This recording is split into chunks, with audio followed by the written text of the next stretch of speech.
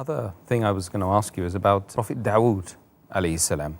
What's the significance of his fast, and what form of fast did the Prophet Dawood alayhi salam do?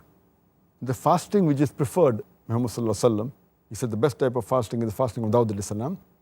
And the details are given in Sahih Bukhari, volume number 3, in the book of fasting, Hadith number 1975, where one of the Sahabas, Abdullah may Allah be pleased with him, the Prophet had heard.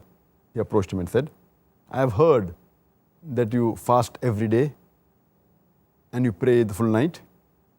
And the Sahaba said, yes. The Prophet told him that you should fast for some days and break the fast for some days. And you should pray at night and even sleep at night, because your body has right over you, your wife has right over you, your family has right over you, and your guests have right over you. And then the Prophet said, you fast for 3 days every month, it will be as though you have fasted for the full year.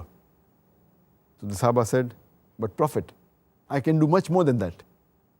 Then the Prophet said, fast like the fast of Dawood alayhi salam. And the Sahaba asked him that what type of fast did he keep? The Prophet said, he fasted half a year.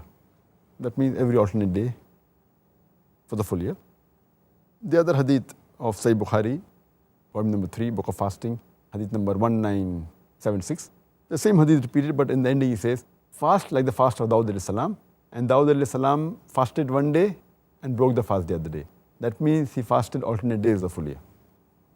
Okay, thank you for shedding light on the fast of Dawood alayhi salam.